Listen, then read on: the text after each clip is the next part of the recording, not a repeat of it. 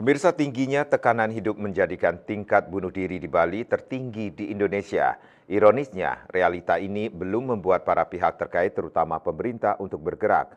Muncul penilaian pemerintahan daerah di Bali terkesan tidak menganggap hal ini sebagai hal yang serius.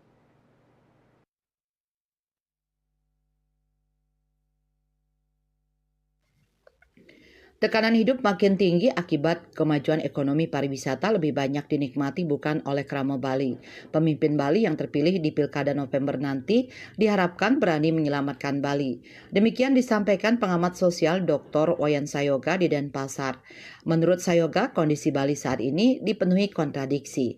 Tingkat pertumbuhan ekonomi tinggi namun dalam himpitan kesulitan yang mendera sekian lama, maka seseorang bisa patah arang, menyerah karena merasa tidak ada lagi harapan atau jalan keluar dari kesulitan tersebut. Akumulasi dari puncak penderitaan ini, seseorang pada akhirnya mengambil jalan pintas untuk mengakhiri hidupnya. Meski data tersaji dengan terang benderang tentang tingkat bunuh diri yang tinggi, pemerintah di Bali menurut Sayoga terkesan tidak ambil pusing. Karena itulah ia berharap pemimpin ke depan akan benar-benar mengambil tindakan pencegahan.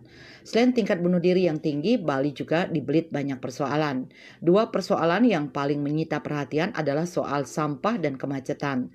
Sayoga mengatakan, problematika sampah dan kemacetan yang sudah sangat membuat wajah Bali penat dan sesak. Yang juga tidak kalah urgennya adalah persoalan krisis air dan alih fungsi lahan pertanian hingga ribuan hektar terjadi setiap tahun.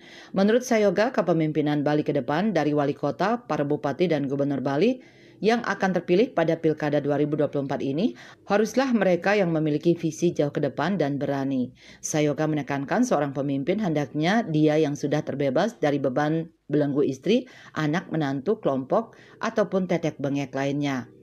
Bali dalam pandangan Sayoga sangat mengharapkan agar para pemimpin baru di Bali berani bersuara, tidak tunduk, manut, dan pasrah saja menerima keinginan pemerintah pusat dalam mengembangkan sesuatu di Bali. Para pemimpin dari Bali, baik yang di eksekutif maupun legislatif khususnya yang memiliki posisi di pusat, harus lebih berani bersuara dan berani berkata tidak pada pihak Jakarta bila mana ada rencana pembangunan yang tidak berpihak pada budaya dan kepentingan rakyat Bali. Pemerintah pusat sepatutnya memahami kondisi Bali sehingga mampu membangun sesuatu yang tepat sesuai dengan kondisi dan kebutuhan rakyat Bali. Hal yang tidak kalah penting adalah seorang pemimpin mesti terlibat secara aktif mengedukasi dan mencerahkan warganya perihal informasi dan pengetahuan agar tumbuh kesadaran baru bagi setiap warga untuk memikul tanggung jawab bersama dalam memperbaiki kondisi Bali. Nyoman Winata, Bali Post melaporkan.